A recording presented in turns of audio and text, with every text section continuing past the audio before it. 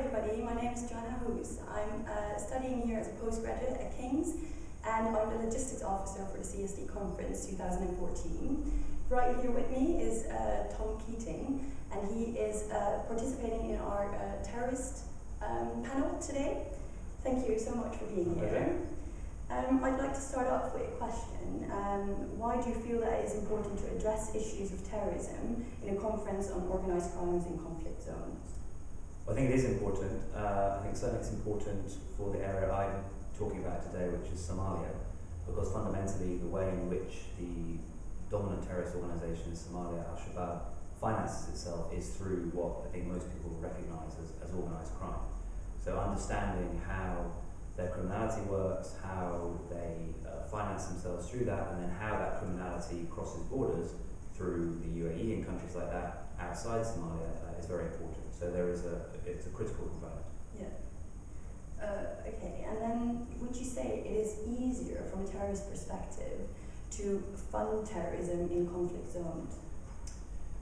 So again, taking Somalia as a case study, there are some interesting contradictions there because in actual fact, one of the recent UN reports suggests that since the Kenyan army have taken over a large part of southern central Somalia, in particular the port of Kismayo, actually Al-Shabaab, and they're running the port very efficiently, the Kenyan military, they've reopened a lot of the trade which was being stopped, in particular the charcoal, but because Al-Shabaab controls the area outside the port, the roads that lead to the port, the forest where the charcoal is, the trees are cut down to make charcoal, actually Al-Shabaab is now making more money than they were when they controlled the area.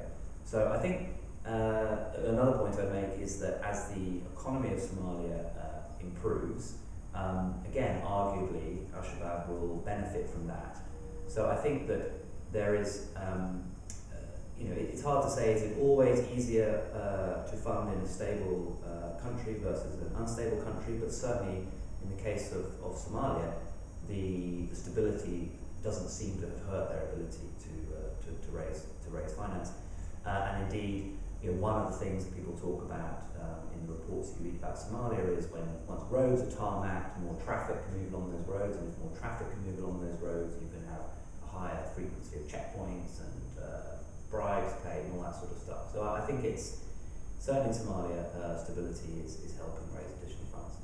Okay, and then moving on a bit more to counter-terrorism strategies. Would you say that a regional or local approach to combating terrorist financing, would that be inherently ineffective, or is it actually good to have some sort of local component to it? There are two contradictory answers that I'll give. So in the case of Al-Shabaab, their financing operates on two levels, external and internal.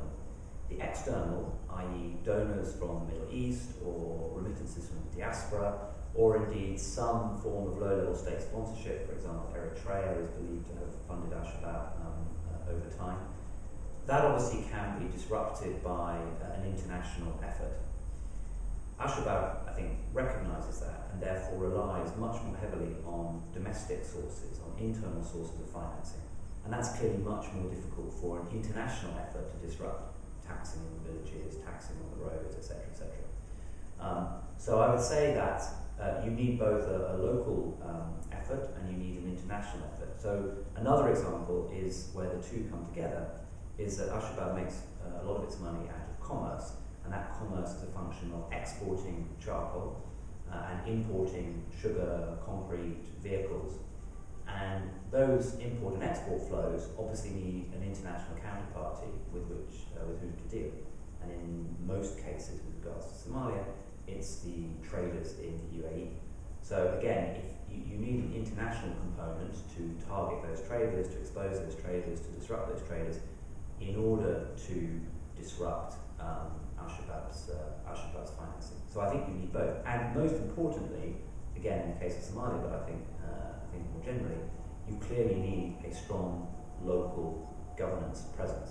And as long as you have an unstable local government, and maybe the Somali federal government of Somalia is slowly improving, but as long as that does not offer a genuine, stable alternative to the government in waiting that is offered by Al-Shabaab, then Al-Shabaab will thrive. So I think you need both the internal and the external is the short answer. Okay, thank you. And then moving on to the last question, which kind of links into that. Do you think that at the moment the current counterterrorism strategies of the US or the UK, that they are effective? So my focus is very much on the financial element of the war on terror, or the general counterterrorism effort. And I think that as you descend from a level of organised banking systems, organised financial systems, which you can sanction, you can interdict, there's talk at the moment about should we be freezing the assets of Ukrainian oligarchs or Russians who have money in the City of London. You can do that and you can apply that sort of pressure relatively easily. As soon as you get to fragile states where money is moving through informal networks, there has been talk in one of the panels about Hawala, it becomes much, much more difficult to actually use financial means to interdict sort of terrorist efforts. My personal view is that in the case of Somalia, there is one very particular element that should be more directly targeted, and I think that's the trade that flows through the UAE. And I think so directly I would say that more can be done to encourage the authorities in the UAE to help interdict the trade that then finances Al-Shabaab. And you only have to look at, albeit they are a few years old now, but you only have to look at WikiLeaks cables, which show some interesting commentary with regards to the efforts that the UAE is not making in this regard. You look at recent State Department reports from the US, which again will comment on that. So I think specifically to the situation which I've been looking at, there is more that the international community can do, and that is specifically with regards to the way in which the UAE facilitates trade into and out of Somalia. Yeah. Okay, thank you so much. It was very interesting. It's really, really good to have you here.